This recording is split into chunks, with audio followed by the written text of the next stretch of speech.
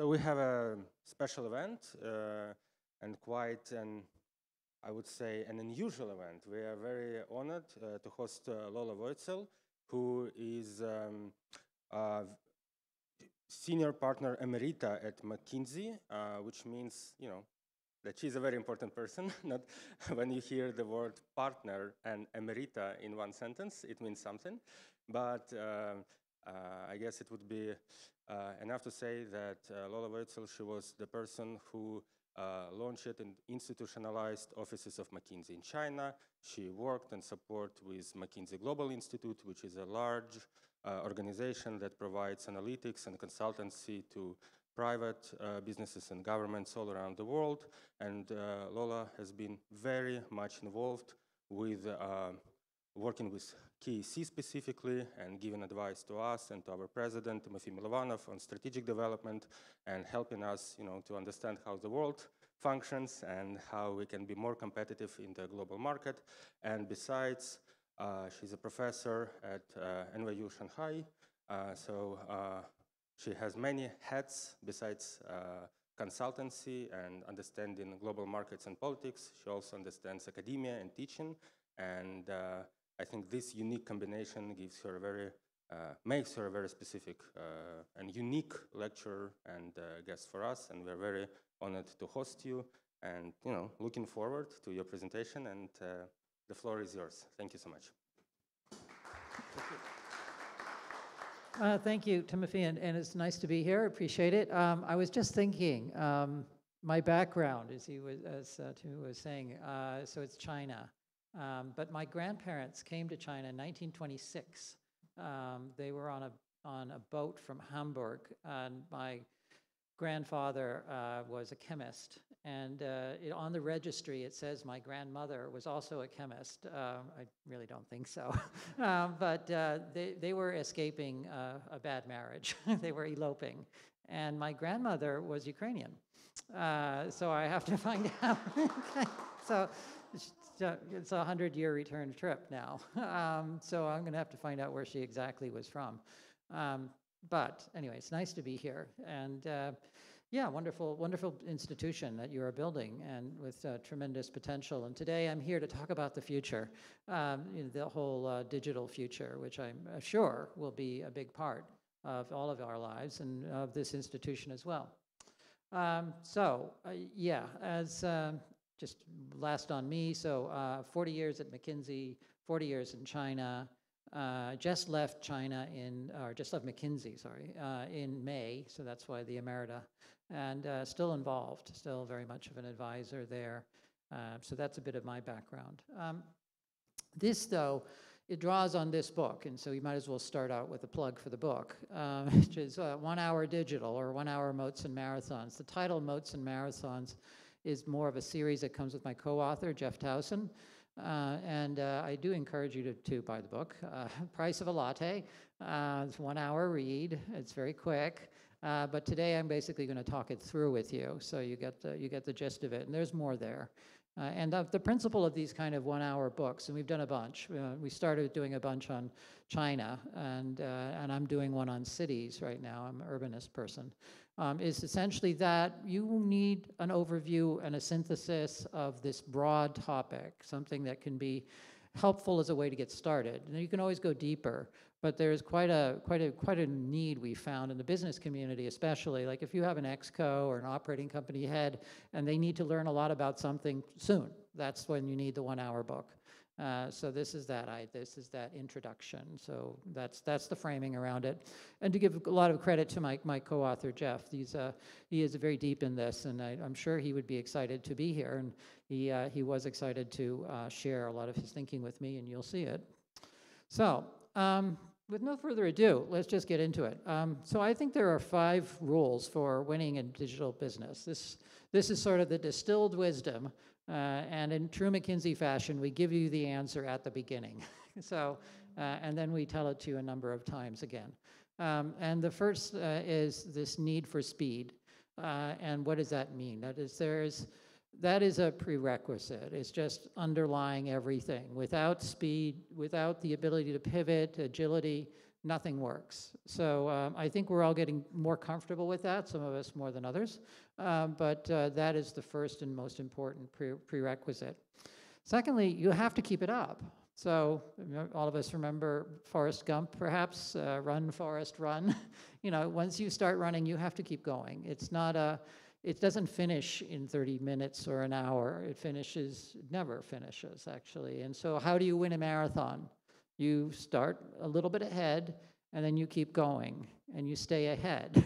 And every day you kind of do a little bit more. And that is the second part of the digital experience, is that these are processes that sort of build on each other. And over time, you continue to pivot and to agile, but your lead grows. If you look at SpaceX in rocket technology, Jeff would argue that that's a good example of running a marathon in rocket propulsion. And sort of like every year it gets incrementally better until the point where there really isn't any competition. So that's unusual where that happens. But the other digital giants are quite similar in terms of their process. So that's the second one, that this is a marathon.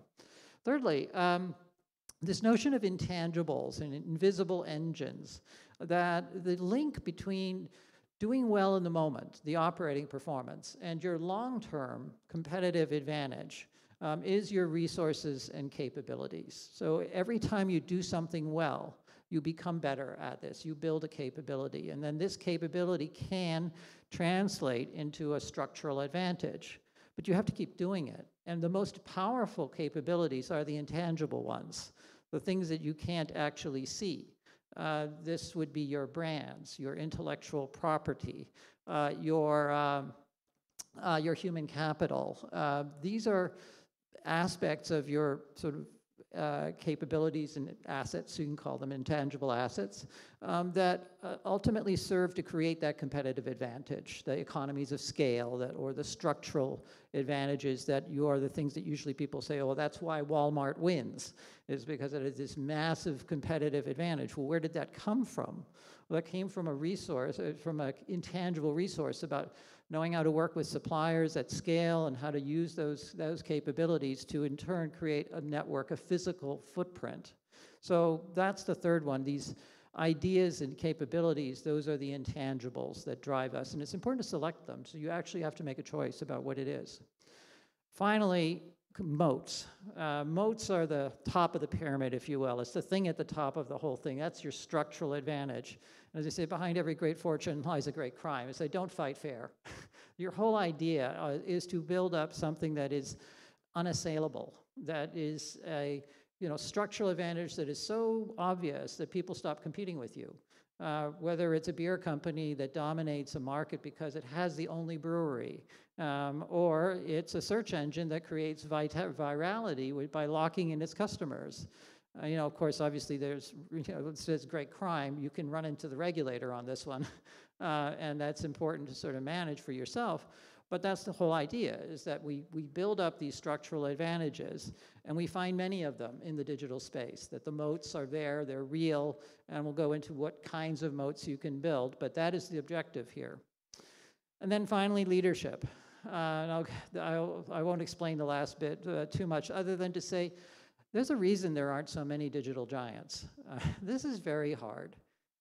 First of all, it's all interconnected. The digital platforms are interconnected with the physical platforms, and so it's very difficult. The second reason, managements are typically not set up to do this, that they don't know what they don't know, and they're actually afraid.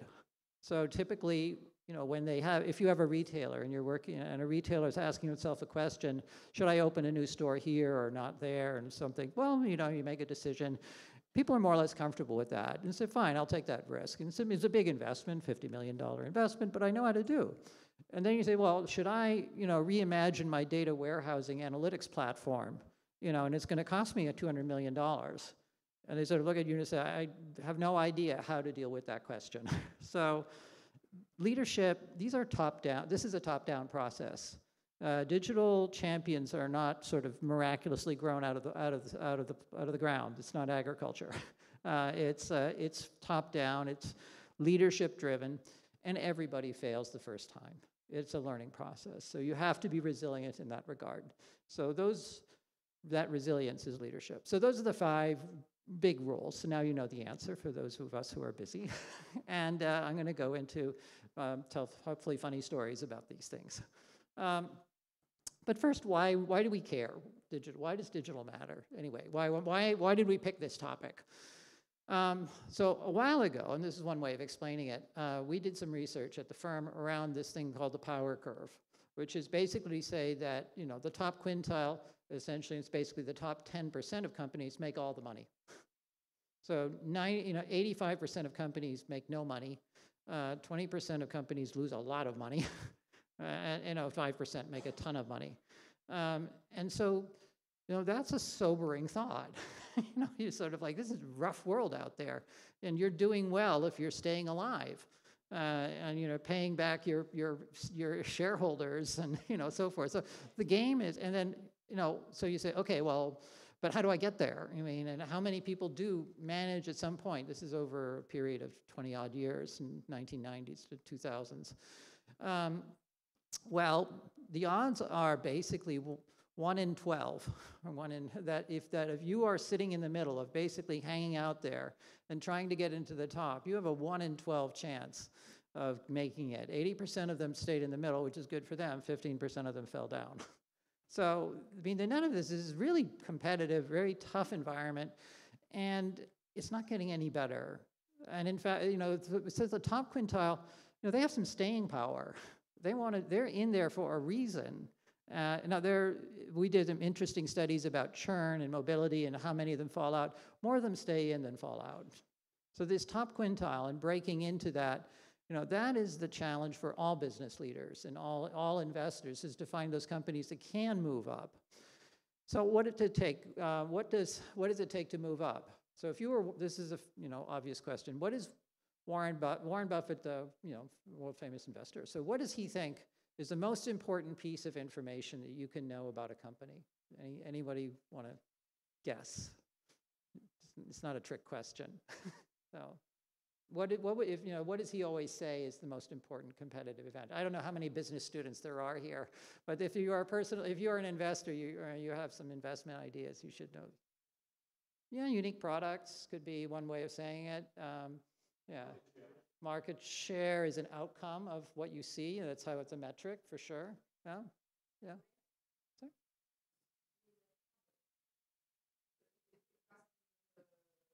Yeah. Yes, those are great. Yeah, you know, those are all examples, I think, of what I would sort of bucket into the broad category of competitive advantage. You know, so if you can know one thing about a company, that's all you get to know, is does it have a competitive advantage? And so what is that? That is how we can define whether or not we're getting somewhere. And, you know, so these are some people will call those the moats. And the franchise, most people don't actually have one of those things, but they think they do. And for those that do, these are not that sustainable for a long. One of them is not that sustainable for that long, typically about 7 to 10 years, you know, as we measure it. So the moat around the castle is what protects you. But how sustainable is that moat? And that is the essence of a big debate that's been going on for a long time between, do we care about the structural advantages? Do we care about the moats, the physical things we can see? Or do we care about the invisible stuff, the capabilities, the operating performance, the speed and pace of things? So in essence, it's Warren versus Elon.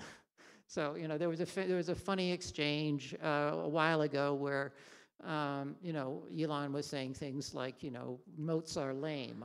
You shouldn't care about moats. Moats are old generation. You know, it's all about speed and fast and skills and innovation. And Warren responded by saying in a tweet that, well, you know, Elon may be good at what he does, but I don't think he would want to compete with us in candy. And then Elon came back and says, I'm going to be opening a candy store. It's really awesome. Okay? And they went back and forth a little bit. But yeah, I mean, this is a debate that's been a while now. It's like, what do we care about to build a competitive advantage? Is it a structural thing or is it innovation? And this is an old argument We had, Michael Porter starting off by saying structural forces are what matters, and we should look for favorable positions. Then you had BCG. See, I'm agnostic. Saying, the best competitors, the most successful ones, know how to keep moving, stay on the cutting edge. So there's still action involved.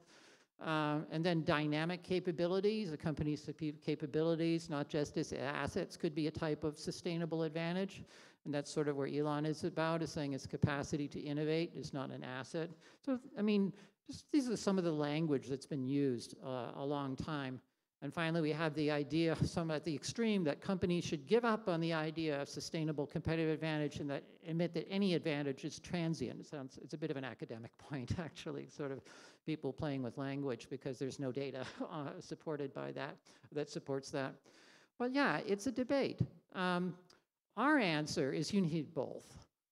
So this is the basic graphic and the most important chart, if you want, of this book, which is essentially to say that you have stuff at the top, which is what you're trying to get to, these moats and these structural advantages, but they're supported by the operating capability, the operating performance that you have to live every day.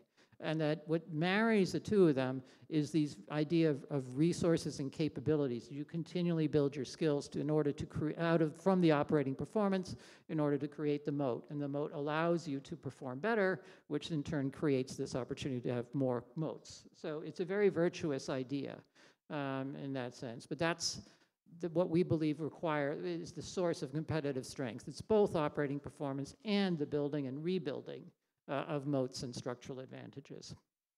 So digital, in this context, is a game changer because digital just turbocharges that entire cycle. So things that might have looked impregnable, moats that might have taken you centuries to build in the cases of some physical assets, they might be gone tomorrow because of digital. And this is a fun little, list.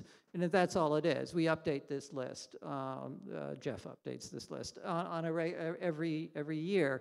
And why does it make a difference? Because digital allows us to do things, to create operating improvements, operating performance improvements, so fast that no one can match them, none of the incumbents. So first one, a 10x improvement. Basically, whoever it is, the consumer, the merchant, that all of a sudden you have a massively qualitatively different experience. So think WhatsApp. All of a sudden, it's free. You can I know some people in this room are old enough to remember when you got charged for text messages, each one of them. So that's a big change in your customer experience, where all of a sudden you can talk as much as you want. It's free, or for a fee. So, but that is an example of just what digital can do on the user side.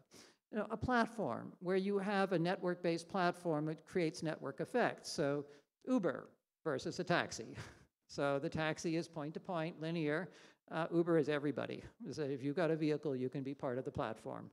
And there are externalities associated with that, but it just it tremendously amplifies the field of competition. So those medallions, those taxi medallions, they're not worth anything anymore, or they're worth much less, unless you can enlist the regulator to keep the platform out. It's a whole different question. So you get that, which leads very quickly to network effects. I think network effects are quite overstated most of the time. Everybody says they have a network. Whether they actually do or not is open to discussion. There's a long list of these, switching costs and share of consumer mind. These are all things that digital can allow you to beat the other digital player. If you're better at getting in the head of your consumer, you can create a sustainable advantage. And TikTok would be the example of that. TikTok beat everybody. The algorithm is just better. And so that's a competitive advantage that digital enables. And we'll talk a bit more about how that happened, but machine learning and AI itself will become a very significant source of competitive advantage within the digital space itself. Virality, so adoption of Zoom or adoption of PayPal, it becomes a much faster adoption rates, essentially, is another example. Scalability based on digital economics, ChatGPT, and then finally building blocks at global scales. This is sort of more the blockchain and things. So I can go into each one of these in some detail, but the idea being that digital takes away a lot of the historic barriers to entry and substitutes new sources of competitive advantage. It makes it much easier and much faster to upend an industry.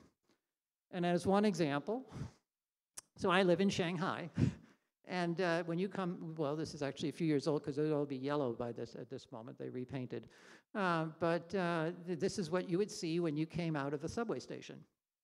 You know, and this is, as opposed to 10 years earlier, where you would find, you know, maybe 5% of that, and they'd all be black, and they'd all have locks on them, and they'd be carefully aligned, you know, put into some place. And this is the basic, very basic digital technology. It's a QR code and a GPS device.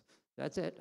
And you know, it allowed you to simply dramatically change the customer experience. The customer experience of bicycling, which is fundamental as mobility, is now fundamentally different than it was before. And that was a digital, you know, example. And it had a massive effect on bicycles, I can tell you that. So bicycle manufacturers had a big impact here.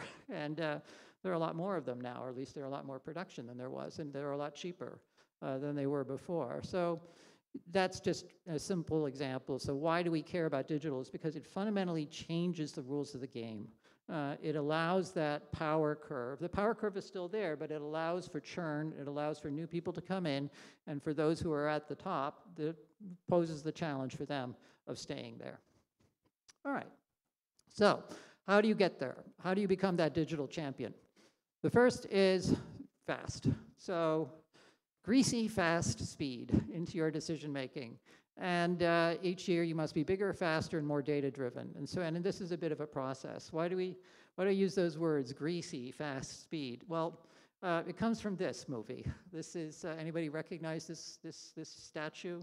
This Rocky. Yeah, see, I figured the city of Klitschko there. I didn't know this. But it's, yeah, this is Rocky.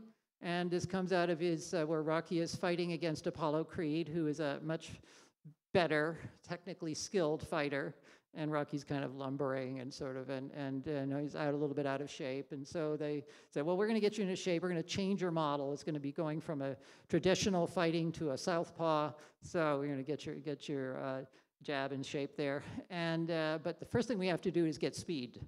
You've got to deem in fast, greasy speed. And so Rocky runs around and sort of chases chickens around the yard and runs up and down, you know, buildings. And, you know, it's a great metaphor for, basically for digital. So what you have to do in order to get into the game even. So, of course, Rocky wins eventually. So everybody know these guys. Well, the logo is hidden back there. You can partially see it. Yes, WhatsApp. Right, exactly. So let me I don't want to mess this up, so I'll actually get my notes on this. So WhatsApp was founded in 2009. And by 2014, they made it up to 400 million users. 5 years. That was fast.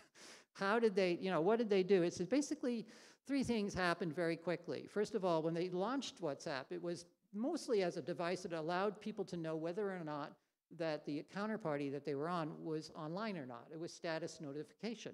That's what they did. And then all of a sudden they realized that people were not just notifying each other that they were online. They said, oh, maybe I can communicate. Start sending a message. So they went from a status notification to a messaging service very quickly is one thing. The second thing is that, you know, they realized that they were able to pull from the phones where the software was installed the contact list. And this is back in the day before you had to give consent. And so it's more complicated now. So instantly they created a network effect. And instead of it being one-to-one, everybody's saying, okay, I'm going to try this person. They say, well, would you like to import your contacts? And all of a sudden you have a network. And so, wow, so that's customer acquisition in a turbocharged kind of way. And then the third thing was that Apple in 2009 made a change that allowed you to send notifications, which would then let people know that, oh, you have a message waiting, or oh, so-and-so is online. And so that became a push to drive usage. And so as soon as you had those three things fundamentally changed who they were. And they did it really, really fast. I think that's the main thing that I would take away from that story is that these guys just basically were saying, well, fine, we started off as a status-driven, sort of fairly basic kind of notification thing, and now we're a messaging service. And that was data-driven, for one thing. That was them looking at how people were actually using their products. And so underlying the speed was the idea that data will tell us what to do. So that's kind of an example of that. A lot of this speed sort of plays out in the day-to-day tactics. Again, this is the basic framework. It says that when we talk about, doing things better, what we mean is like every day doing them better. Acquiring a customer, buying, doing a deal with a supplier. Those are the tactics. And tactics are necessary. If you don't do them, you're not in business. But they're usually not enough to create a competitive advantage. They are basically what you have to do to stay alive. And on top of the tactics, we have things that we call digital operating basics. All of this is in the book, incidentally, so do encourage you to buy it, but it gives you an idea. So tactics are things like, well, everything from virality and sort of like how do you get, quickly acquiring a lot of, getting people to adopt your stuff quickly, counter positioning, some word of mouth, there are lots of other things that you do on a daily basis in order to encourage people to use your product or, otherwise sort of beat the other guy. And then the digital operating basics come on top of that. Sort of it's how we turn all of that into a digital operating system. The leadership and culture behind that, a digital core for management, personalization on an ongoing basis. It's taking all those little tactics that you do day to day and turn them into something that is more sustainable. So those are, if you will, the basics. And that the speed idea is that you do all of that really fast. You just keep doing it over and over again. And we can talk more about these, but I'm going to have to get through this lecture within an hour, so I won't go into too much. But I'll stop with one company that's made a business out of this, Snowflake. Some of you might know the company. Snowflake is a data warehousing as a service company. So that's kind of a mouthful. You say, what does actually that mean? Data warehousing as a service. Basically, they will come in and they will scrape all of your data. So if you think SAP, except on steroids and everything, not required any particular coding. It's more they can wander through your systems and come up with a set of processes that ultimately translate into management information systems, which enable you to make much faster decisions. And so Snowflake is, if you will, an enabler of speed. And they serve about 10,000 customers around the world. And these are all the hyperscalers. And they are the data warehouse. They are the people who create the data lake that allows the management to accelerate its decision making. So I'd encourage you to take a quick look at them if you are interested in this sort of speed idea and saying, what can you do to enable your company, or can you build on their assets and their warehousing in order to create a new set of opportunities. So that's the first rule. Second one, marathons, run, Forrest, run. So as we said, this is not a one-time thing. You have to keep doing it, and it's a sustainable operating advantage over time. So if we run the marathon well, we gradually open up time, and that also allows us to build the key capabilities that will be useful to build a moat. So that's the rationale for you can't just one and done. And so this is how we run a marathon. And so it's a mob of people, and sooner or later one of them gets to the front and then just keeps going. There are a lot of different kinds of digital marathons. These are 5 of them. We think that these marathons are all, first of all, it's a digital marathon. I mean, there are other physical marathons I suppose we could talk about. But in the digital world, these are 5 types of digital capabilities that you could build that ultimately translate into building that operating advantage. Hyperscaling is one. How do you just keep growing at 1,000% a year? I mean, just doing that is hard enough. I mean, so hyperscaling is one question. AI, machine learning, taking the human out of the loop. That's a second big digital capability, and that one I'll talk about. But that's ByteDance is really the best example I have on that. Innovation, which is, of course, what we see in life sciences now, the use of digital innovation to reimagine biopharma, for example. That's going to be an incredibly interesting space. Adaptation, which is important for people who are in fast-changing environments. So we see that in defense and aerospace and companies that are associated with that, including Palantir. And then finally, ecosystem platform orchestration.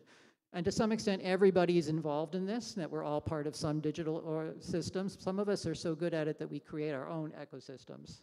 And the orchestration or participation, either way, is a marathon, and you have to run it.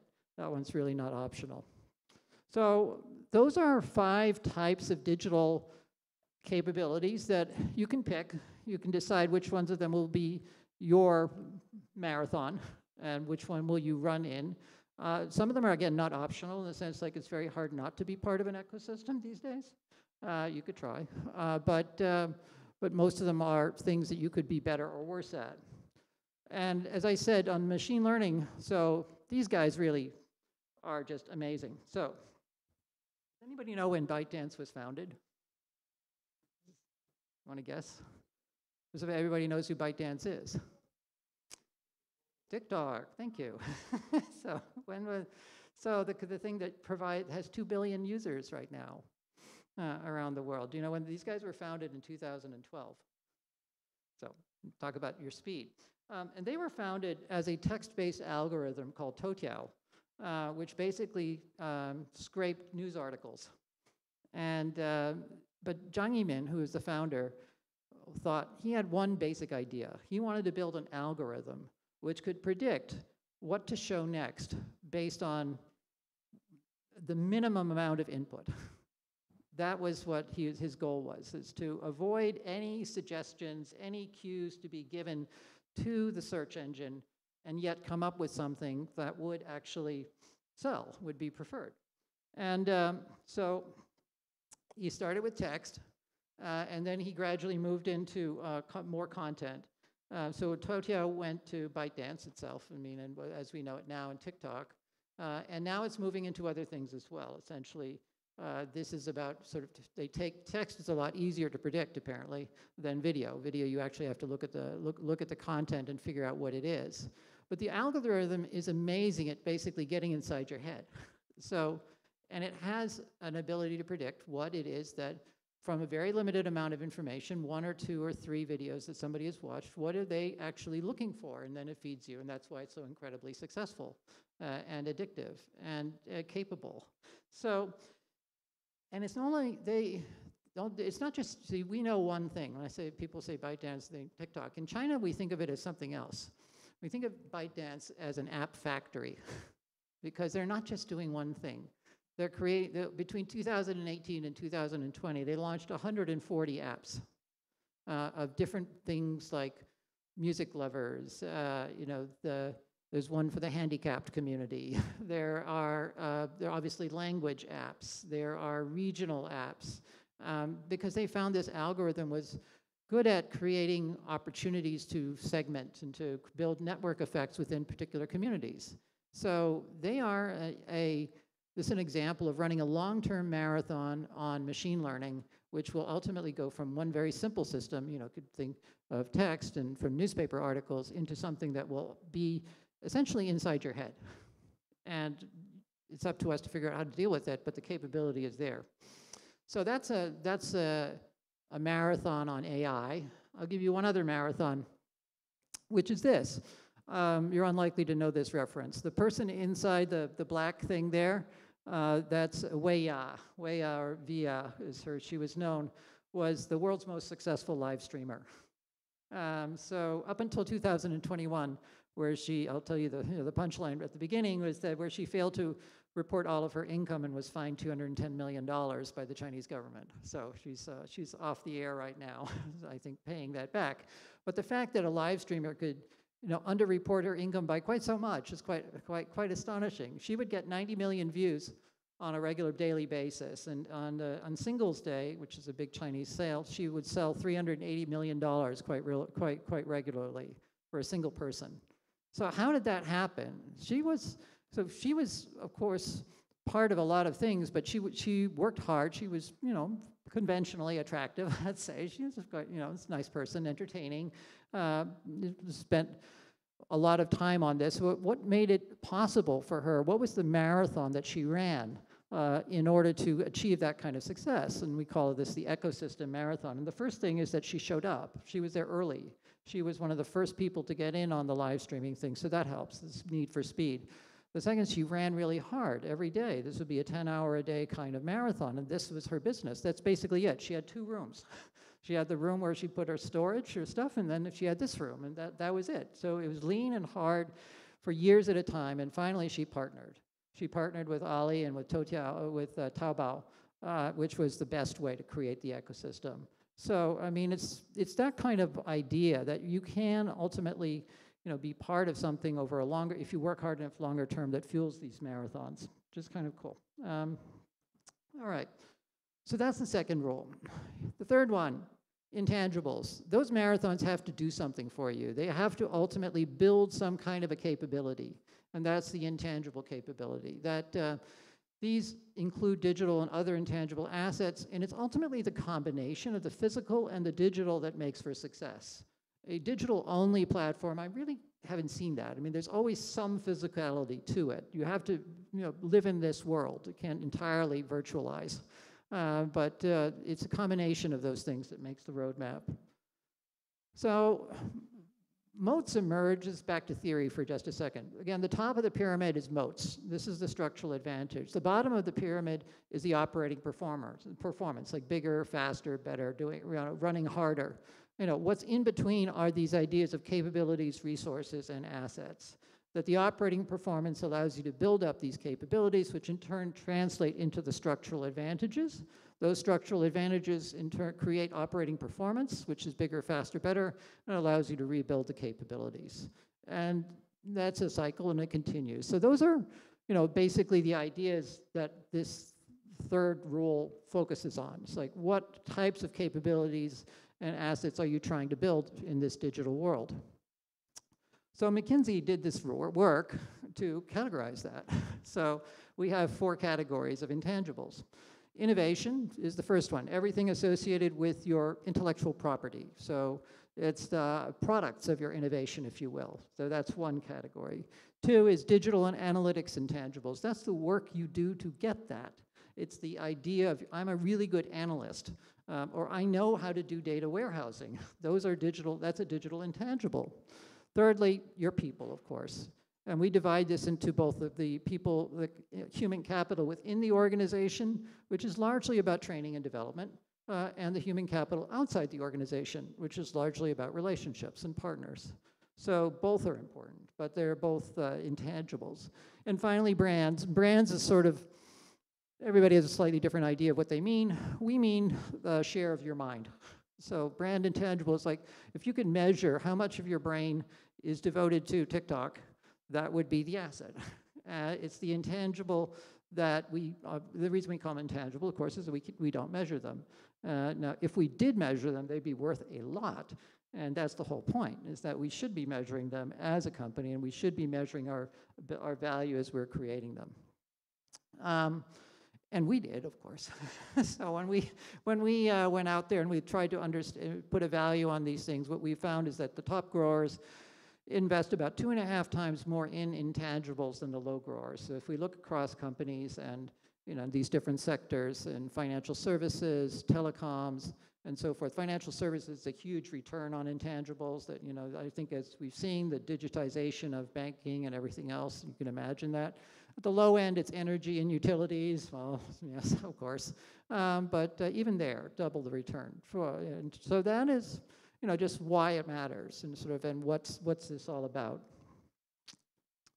And I'll tell you a story now of 3 retailers. There's Sun Art and JD and Coupang. These are not names you will know. So maybe JD. Anybody know JD? Okay. All right. Well, Sun Art is the Moulier brothers, the family, the French. They're also Auchan and a few other things. So Sun Art was their vehicle, the thing says RT Mart, in China. So they were quite big. You know, they had a lot of success as a physical retailer. You know, economies of scale, share of mind, a membership organization, and hundreds of supermarkets and so forth. It was okay. And those intangible assets around purchasing, you know, they allowed them to be competitive with the Carrefours and Bailians of the world. So, but it was stable and somewhat declining, and things were getting tougher. And then all of a sudden along comes JD, and a happy little dog there.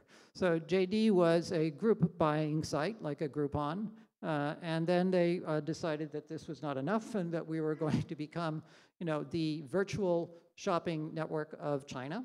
And that's, of course, a lot of customers that you have there, and became very successful based on essentially a digital-first proposition, so no stores.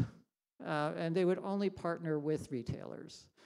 And their investments all went into logistics. So, you know, with a massive, you know, sort of service platform, a very aggressive profitless growth, some might say, sort of retail proposition where essentially they would be quite willing to invest in customer acquisition, merchant acquisition. And, you know, their digital was an amazing centralized IT platform. So that's JD. And then finally we have Coupang. And Coupang is the Korean Amazon, if you will. So it's taking the JD model and rolling it out in Korea. And so the thing that we see here is that the Korean model, the Coupang takes what JD does and just sort of turbocharges it. So we have rocket delivery, which is individually wrapped items can be delivered to your doorstep within 2 hours of ordering. And it's Seoul, so you can do that. But, you know, I think that, you know, this sort of customer back, sort of, again, Coupang started as a group buying site, similar, interesting, end-to-end, to create an end-to-end network, and then ultimately sort of this wow effect for customers, the customer experience. So the customer understanding, customer experience was, I think, the core capability that a Coupang and before at JD was building, which a RT Mart or a SunArt simply couldn't match. They simply couldn't understand their customers as well. So predictably enough, guess what happens?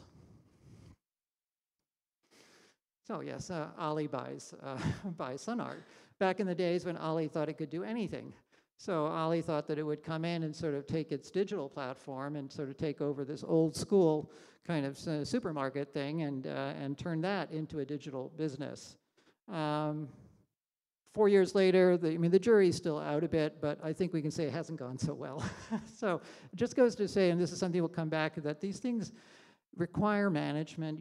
Technology cannot substitute for management basics. Just because you have an amazing IT platform and a great digital team, like of course Ali does not mean you can, you know, essentially rethink, reimagine an existing legacy business with the same people.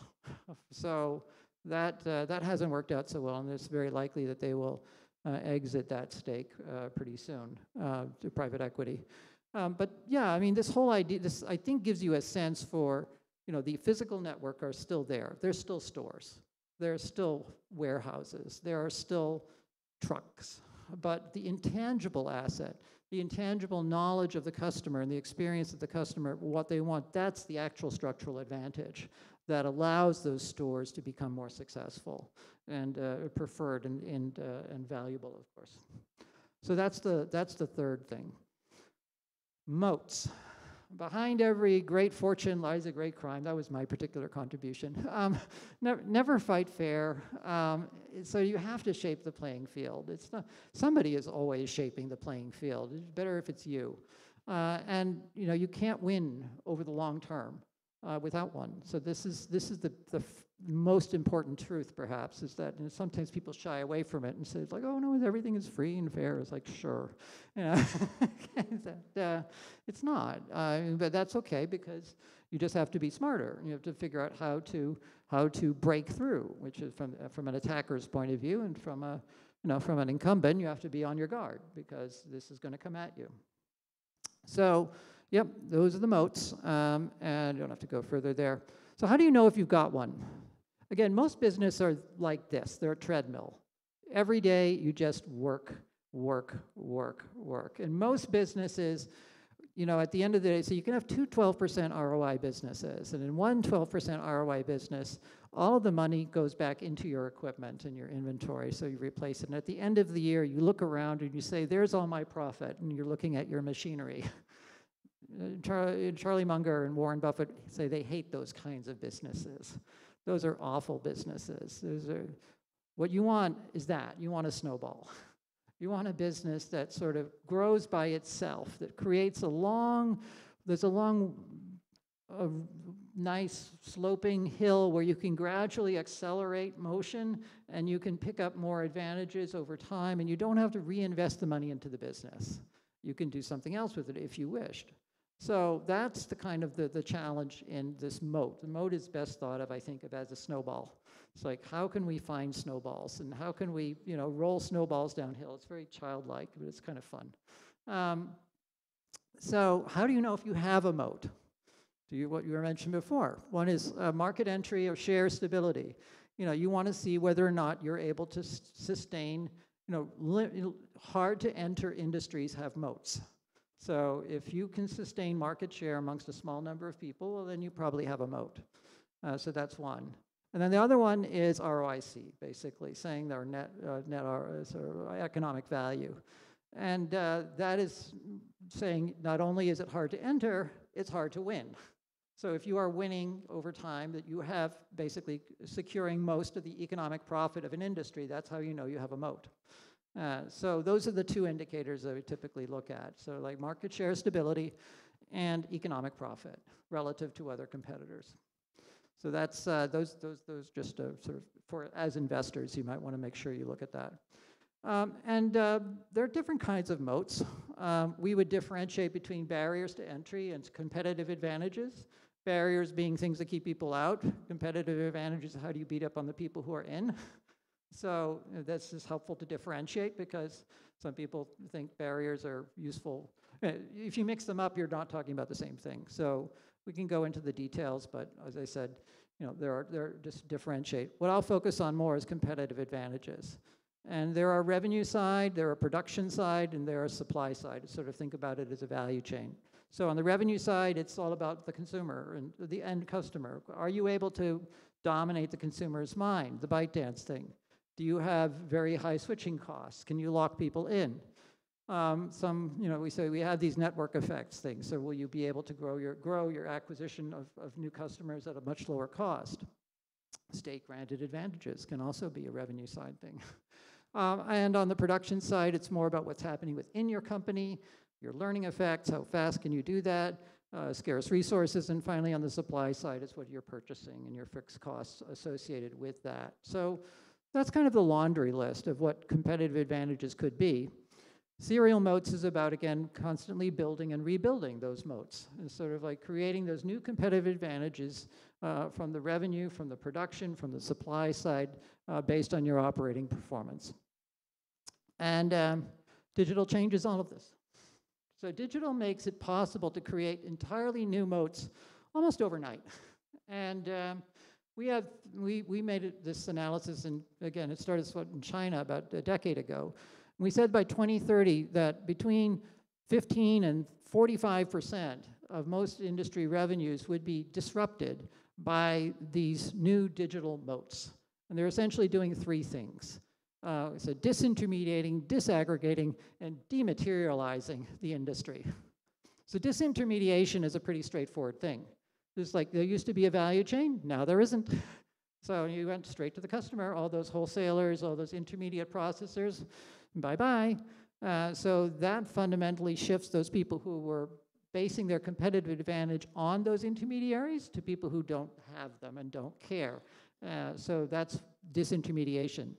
Disaggregation is very interesting. It's about breaking up big things into small things. It's doing better matching, whether it's properties and sharing economy, or it's cars and Uber and sharing the right to transport, or it's finance and sharing a license, or sharing a set of information about a customer group, or it's medical.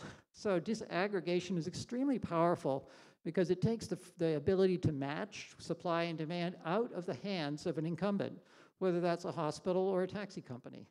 And it puts it in the hands of somebody who's enabling that, which is a digital player. So that's disaggregation. And finally, dematerialization is the fun part, right? No, so that's just basically saying there's a whole category of things that we will now ascribe a tremendous amount of value to that you simply can't see, whether it's entertainment and digital or virtual reality or 3D printing. There are other examples of virtual services, virtual products that can in turn create tremendous value and be the basis for new moats, new structural advantages. And I'll close on this one with this guy. Has anybody, unlikely to use this, but I'm sure you know their parent company. Their parent company is Delivery Hero. They're based in Berlin. They are the world's largest quick delivery service. And that's not just food, it's everything. So these guys, this is Food Panda, which is cute and fun. I like Food Panda. And Food Panda just got itself sold to Uber Eats in Taiwan for $1 billion. That's just Taiwan. Taiwan's not a very big market. So what is Food Panda's good at? Food Panda is very good at local network effects. So their moat is not a global moat. They have a centralized IT system, yes. But what they really have is density at a neighborhood level. And it's a differentiated service. When you want to get food, you don't want just any food. Today I want to have, a kebab, and tomorrow I want to have, hummus or something else, and I want to have the best hummus and the best place. And so it's very differentiated at a neighborhood level. And so what they're very good at is targeting the neighborhoods. And they can go into small neighborhoods and they can make money in the small neighborhood because it's a differentiated service, and people use them in where they operate because they know it is differentiated. So have you ever had this experience where you're on Google and you want to find dinner and you start to look for a restaurant and you look around the map and it says there are only 2 restaurants there? That's not true. There are actually probably hundreds of restaurants there, but only 2 of them have signed up with Google. So, they are very good at blanketing the neighborhood, and they don't go to every neighborhood again. So it's very targeted, and I think that's kind of cool that they've created demand size scale in 50 countries. They started in Singapore and very Asian-focused. Avoided, going head-to-head with people like Uber Eats, because that would have been dangerous. And it's all neighborhood-based, and that also includes, as you can see, everything they do is delivered by somebody who looks like that. Is on a scooter. So it's the local neighborhood employment base they're also very familiar with too. So basically they are, now sort of consolidating all these tiny little markets, and one by one they're sort of finding ways to work with larger people. So Uber Eats bought into them in Taiwan, so which is interesting. But Delivery Hero, as a global multinational, you'll see a lot more like that in the future. This hyper-local, micro-segmentation capability is a moat. It's a moat that you can build with digital in a way which you couldn't have done before. So let me conclude with this. Anybody recognize this? Yeah, he's the one, but what's he doing on the left side there? This is him falling off a building. It's that when Neo takes him, anyway, he goes to the top of the building for the first time, and he says, you just have to jump. And then he jumps, and he falls 100 feet towards the ground. And everybody falls the first time. It doesn't mean anything. It's true. It doesn't. You can jump and you fall, but you will have to lead. You will have to be out there in the front. As a digital competitive advantage is not built from the ground up. It's built from the top down. 70% of digital initiatives fail. 70% of digital initiatives fail. You will fail. And you will be part of that failure. The point is to learn from that, and of course to go on and to be resilient about it all. And so the digital divide is very real. People who do not cross it won't be around. There are many organizations which are not getting to have a second chance. So this is, in the words of one of my former colleagues, a problem that will solve itself. And that the companies that do not cross the digital divide won't be around anymore. But it is a process, and you need to strengthen your digital talent. How do you do that? Okay, some people can do digital, some people can't. You need to find the ones who can. Not everybody will. And I think that's okay. That's fine. It's better to figure that out before it's too late, because otherwise the institution that you feel some loyalty to will probably not be around. Secondly, once you've got some intrinsics, start manufacturing it. Think about it as an asset. This is you have a digital factory. It's called your people. Lots of training, team projects, retentions, institutes. Companies like Bosch or Huawei are very famous for what they've been able to do there in terms of creating a structured approach to taking all of their digital potential and turning that into actual digital talent. So in our human capital work, when we do that research, what we found is that most people change their jobs every 2.5 years. And 80% of the time they change their job, they go outside their company. And the reason they go outside their company is because their company won't hire them for the new skills that they want to get.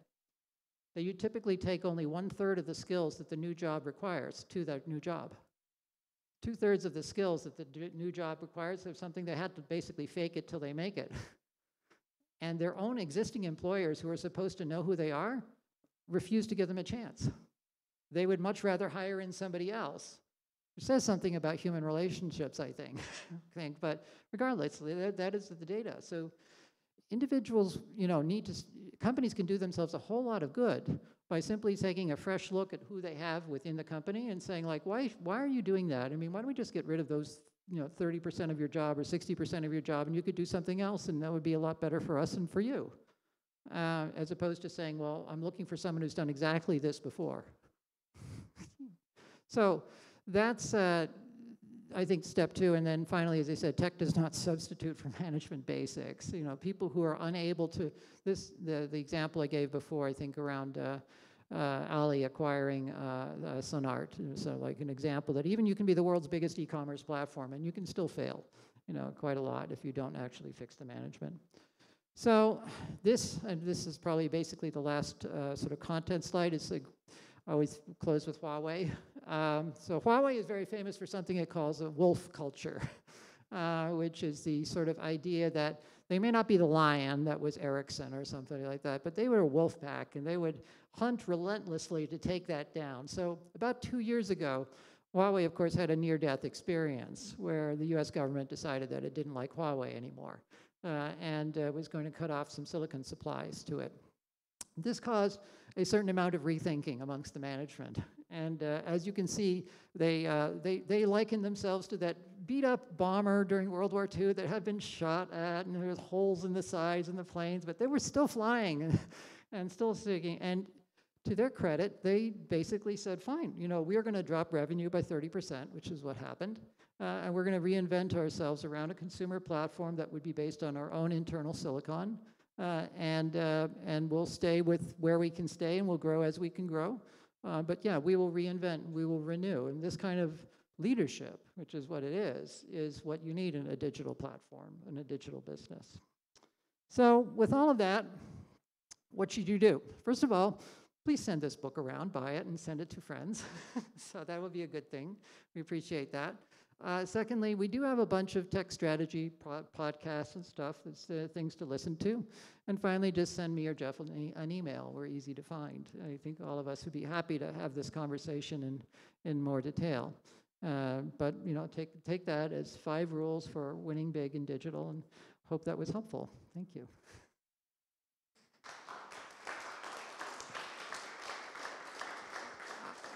I'm not quite sure how I did on time. I suspect we have a bit more. And I'd love to have questions and conversations. Yeah, we can start there. Yep.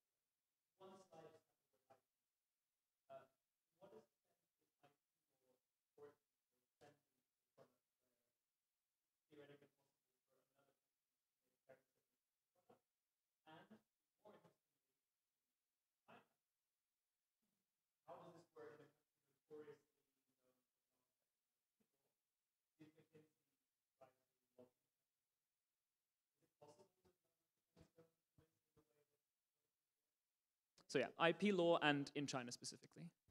Yeah, so this question of regulatory barriers and moat, I would say IP rights and IP litigation is a moat.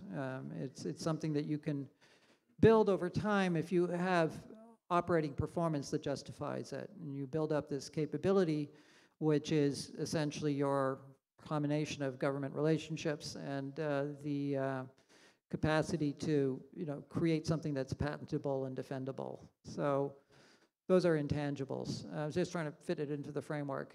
As to how good a moat or a structural advantage it is, I mean, I think it's supportive of economic value. I mean, I think it does depend on the jurisdiction that we're talking about. So, but I would argue that it's not the ultimately it's a part of a more, if anything, aggressive sort of set of capabilities, which is the ability to essentially partner, let's call it effectively, or sort of influence the new startups. So if we look at competition law, and sort of like, how do you know if you have a monopoly or not these days? It's not because they're high prices. It's more because of the rate of entry and the diversity of service providers that you find in a market in a multi-sided platform. That, I mean, I think that's the way that the law is going right now, because these, these utilities, if you will, the super apps, the ecosystems, they do perform a function, and they do allow for costs to go down every year. And so the traditional sort of model of monopoly profits is, feel that resulting in high prices to consumers is no longer quite as true, or no longer quite as obvious.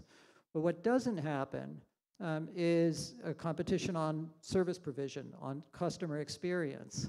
So that's how we can know whether or not it's happening or not, whether there's more diversity of customer experience and more 10x, more wow factors. And in that context, I would say that IP law, is a thing that holds that back. It makes it less likely that those amazing customer experiences that we've come to somehow expect are going to happen quite so frequently. That's kind of the way I think about it. So, and then in U.S. versus China, I don't know. I would look at the valuations of startups, and unicorns, and the time it takes to scale. And in this case, what we can see is that China has, at this point now, the same valuation of unicorns as the U.S., and that the average unicorn scales in 2/3 of the time. So and it's not catch-up anymore. It's fundamentally different stuff, as we're looking at on the mobility side. So I would say whatever they're doing around IP law and barriers, they have a more flexible approach, and it's resulting in at least a very competitive ecosystem at this stage. So I guess that's about as clear as I can get there. Yeah.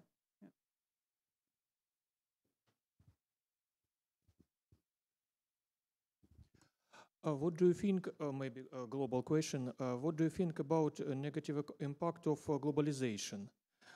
Maybe corporative scandals at Boeing, Intel, problems at Volkswagen leads to some protectionism or even isolationism to repair our economics of USA, European Union, old industrial countries. Sure. Well, a very important question. Goes a bit beyond the scope of digital, but digital is a aspect of globalization, and one which is a relatively newer one. In the sense, we've always had trade, and we've had, to some extent, we've had cross-border investment. We have human capital flows. Digital is the aspect of globalization that has grown the fastest over the last 20 years, 30 years. If you think about cross-border flows, by far digital bandwidth is the single biggest flow that has the single biggest growth. We've literally had thousands of percentages of growth in cross-border data flows, which we don't measure at all. So it's, and when you try to take a snapshot of it, that's what you see. So it's really, so leading edge of what we call globalization. And then what happens to that? Well, I mean, this has unpredictable consequences. It, first of all, it changes the locus of decision making. There's a euphemism for you. Where something might have been decided by a government, like interest rates, now is decided by something that we call the decentralized finance market. I think you could pretty much look at the U.S. elections recently as an example of that. I gave the Uber example. Taxi medallions in Sydney in Australia were devalued by software from Silicon Valley. It's like, well, nobody really planned on that, which meant the retirement savings of Australian pensioners, which had invested in those taxi medallions, was now much less valuable, which created a social problem for Australia. So it's an interesting sort of interconnected world that we live in. And so every polity, and I frame it as that, has to make these choices. So a lot of times people are looking at the data regulation issues and saying, well, no, that's just protectionism. I'm saying, well, yeah, I don't know a single country that isn't interested in data sovereignty, data privacy, and data oligopoly. These are three universal concerns. And whether it's GDPRS in Europe, or it's China's cyber regulator, or it's the FBI's new cybercrime office, they all have a fairly similar motivation, which is to stay stable, not destabilize their system. So let's see what happens there. As far as the broader issue of protectionism and tariffs, well, coming from a place where we use industrial policy for a living, it's, I have nothing particularly against industrial policy as long as it actually is, first of all, what it says it is, and it's not simply people stealing the money, which is often what happens. And that, of course, any policy you put in place that attempts to subsidize something is taking money away from something else. And so as long as you understand what the costs of your approach are, well, fine, your choice. And then let's see how that works out for you. And there are more examples of failure than of success. So that's kind of an answer.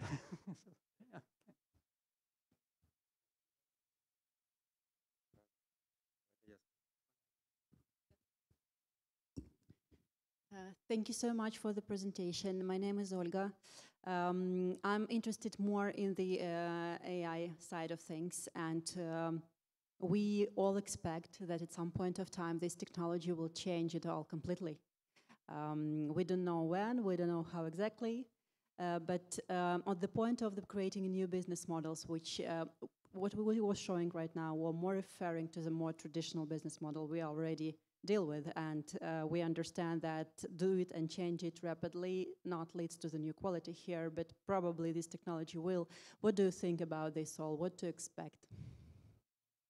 Well, the business models, that AI enables, and you said we've sort of bucketed it into the AI, machine learning, zero human interactions, taking humans out of the loop and sort of enabling the process to run that much faster. Humans are slow. And so that, I think characterizes this sort of suggestion economy, where it's less about making a decision than creating an option for people, because people do recognize that the hardwiring in of a decision saying, okay, you're going there, well, that's not necessarily something the customer wants. And I think there's been a lot of pushback against models that suggest that the customer should do something without having any choice about it. I work in cities, so Sidewalk Labs in Toronto is a good example of what not to do. So there we have Google, world's most advanced technology people, all these brilliant product engineers showing up in Toronto and suggesting to people that 24-hour surveillance is a good thing. This did not go well, and so people push back, and the whole idea of consent and sort of the understanding of what is the decision that needs to be made is I think fundamental to the progress of AI in society.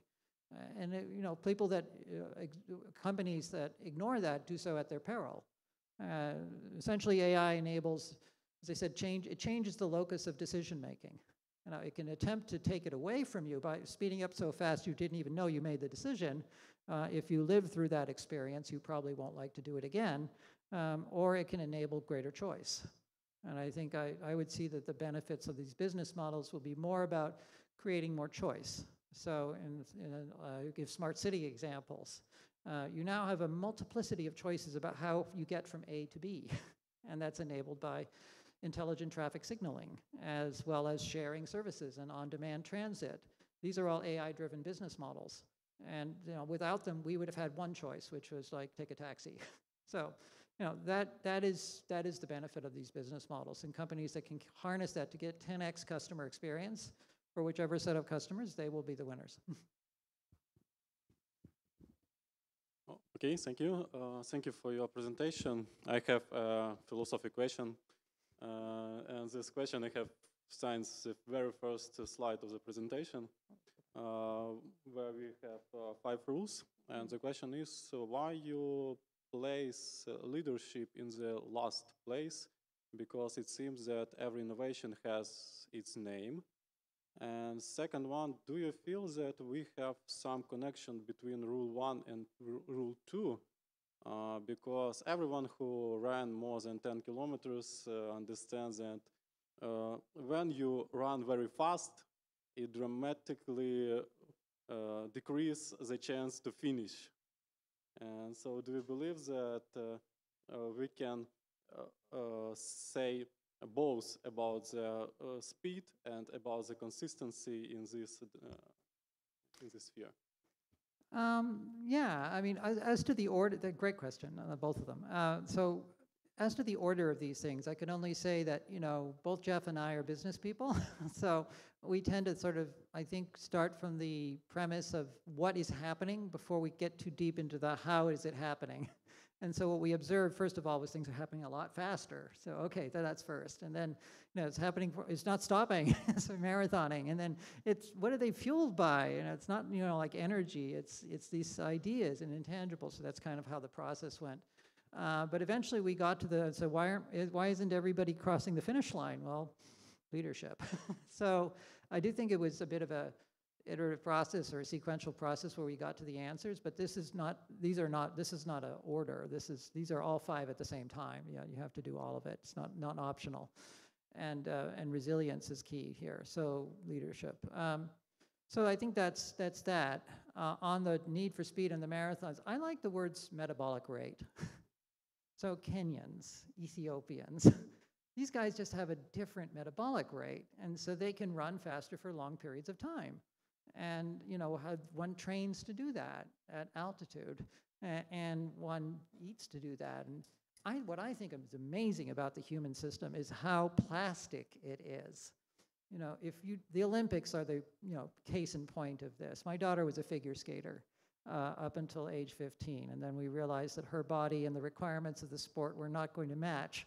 And that's what you see, is that we've actually sort of tweaked the genome instinctively to be able to do crazy things like Thorpe, using like a fish with his hands and things like that. So if we're doing that in the physical environment, imagine what we're doing in the digital one, and how quickly you can change the character of the person or the company through digital, as long as you have the leadership and the drive and the direction. So one of my favorite science fiction movies is Gattaca, which is about 2 brothers who are one of whom is genetically disadvantaged, but somehow manages to fake it till he makes it to get into a space academy.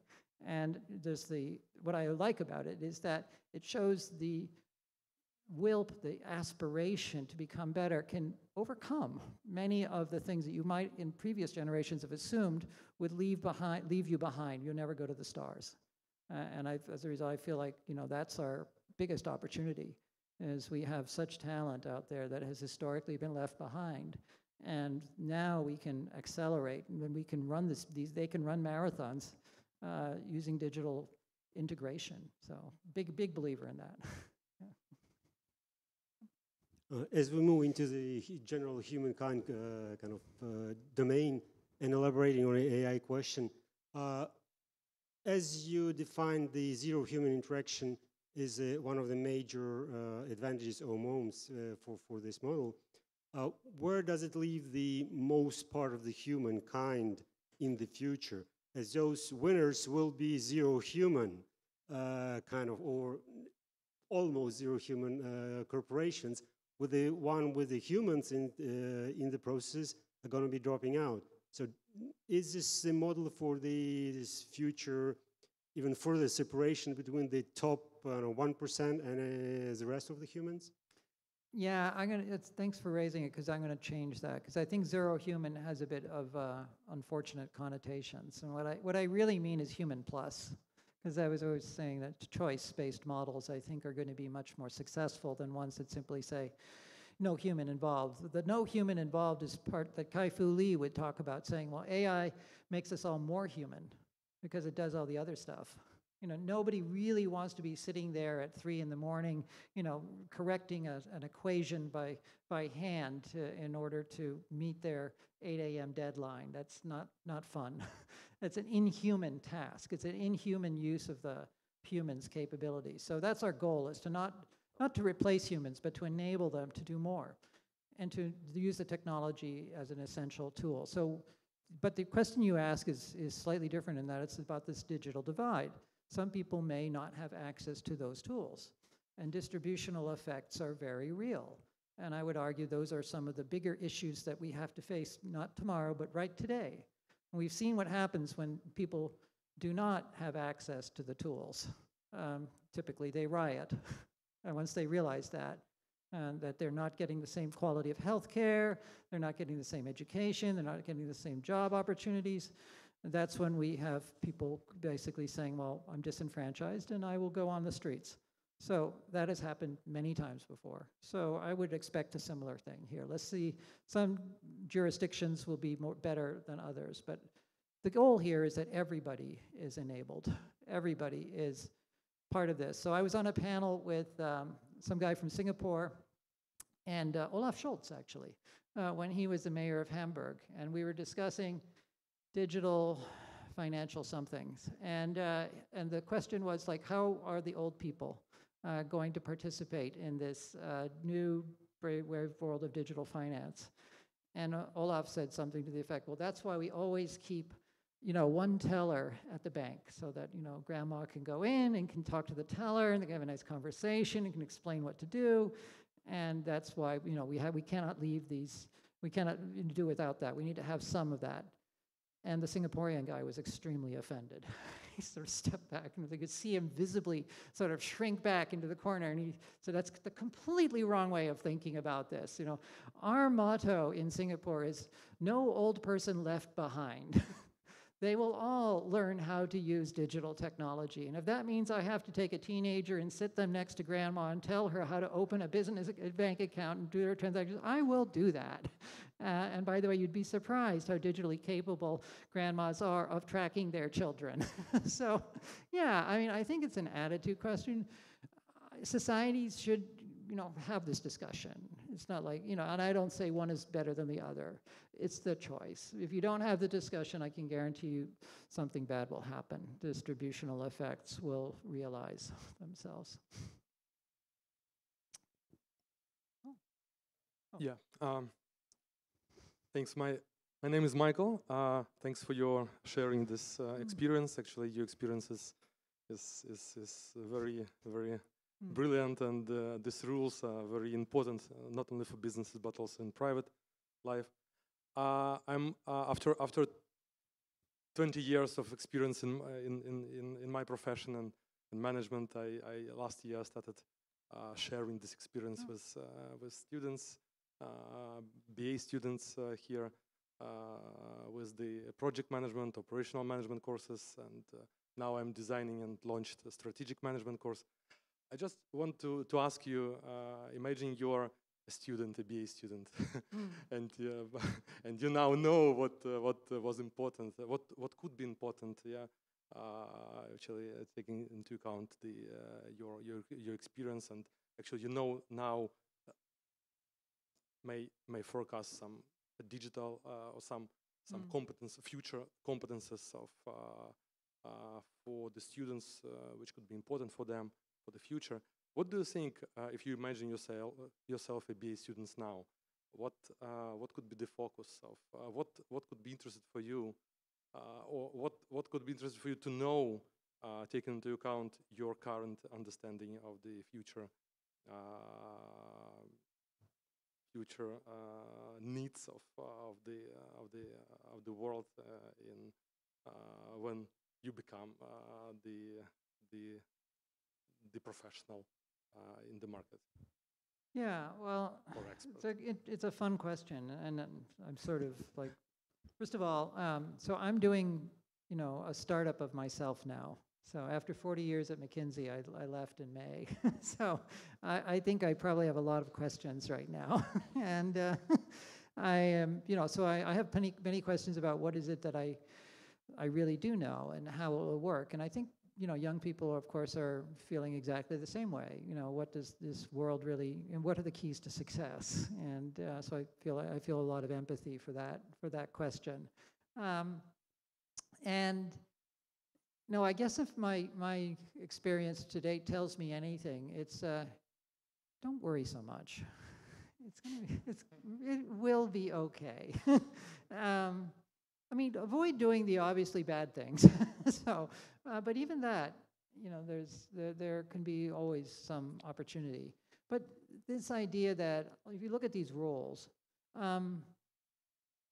you could look at it and say, well, they seem contradictory. The question: you run so fast, you run out of energy, and then you have to stop. But they're not. And if you believe in the capacity of the human to evolve, if you think that you will not be the same person in 10 years as you are today, you will be a different person.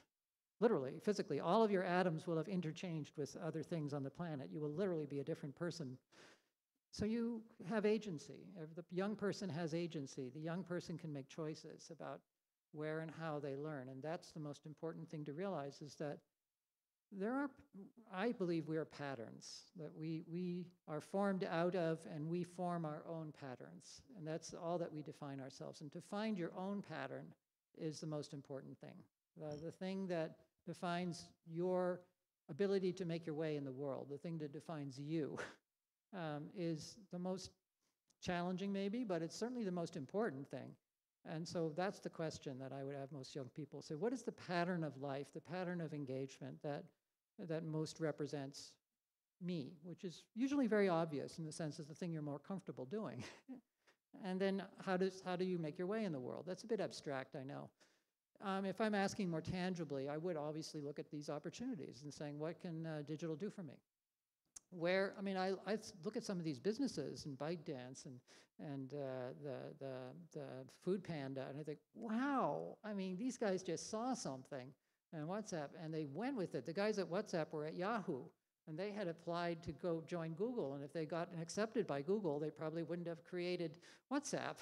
So they got lucky. So all of Jack Ma got rejected 9 times before he started Alibaba. So I think all of this sort of stuff is to say resilience is the most important characteristic of sort of personal grit, the openness to the possibility, the recognition that you will change, and then use these new opportunities, because most of the reluctance comes from people who are either unaware or unwilling to change.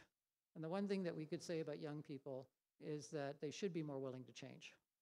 They should be more flexible in what they have. No, not everybody is, but I think that's if there's a characteristic, that's what I would look for.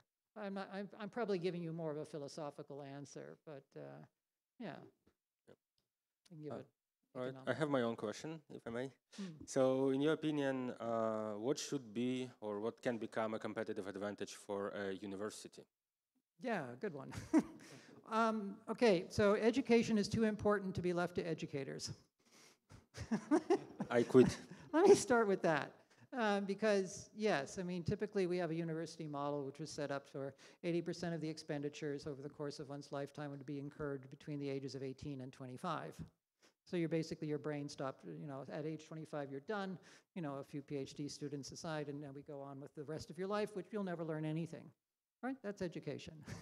So obviously that is not true, and that can't be true. If we hope to sustain any type of a standard of living for any working population on this planet, ever again, we will have to reskill and reimagine our jobs, our knowledge, every 10 years, give or take, and that will accelerate. So nothing anybody learns today will be any use in a tangible way in 2040 or 2050. how you learn probably is going to be helpful. So institutions that teach people how to acquire and develop knowledge are going to be institutions that create some value, and hopefully also that creates some revenue. But yeah, this is the purpose. The purpose is less about the imbuing of specific skills and specific knowledge and more about creating an environment where you know how to learn. You learn how to learn, I think. And so it'd say, and as a result, and the need and the demand for that is universal, and it's for everyone, everywhere, all the time, on everything. So this is the challenge we see in my part of the world, but I think any society that believes in the opportunities that can come from growth has to do that as well. So universities need to be good at that type of reimagination, which is an intangible skill. And they have to be good at using digital to reach those broader populations. That's a very tactical thing. The curriculum design goes along with that. The faculty recruitment and engagement is, of course, this is a different premise for what a university does. And there are moats and advantages that come with being firmly rooted in a place and having government support for that, yes, undoubtedly. But one can also build a new set of moats and structural advantages about the reputation, the share of the consumer mind, and the sourcing of content and development that, I think there are a lot of interesting digital first examples out there, Khan Academy or whatever, University of Phoenix. But as I said, I think it's the combination of digital and physical that makes a difference. So I wouldn't just go with the virtual. I'd sort of think about what the combination of those capabilities is that will ultimately be sustainable. Yeah. Oh, one last thing, yeah. Working with employers. Employers are the single most undervalued partner in this whole ecosystem. Everybody assumes that you should go to government for support, occasionally to donors. But what about these corporations? And the corporations are saying, well, why should I be involved? I just hire people. It's like, yeah, you just hire people. Shouldn't that be, shouldn't you have some concern for this and this process? And then, this whole idea of reskilling within the corporation. So I find that employer-university partnerships are a big feature of success going forward. Yeah. We're perfect with timing, but still 1 or 2 questions could be possible, if any. Then we are very perfect on time. Thank you very much. Great. Thank you so much.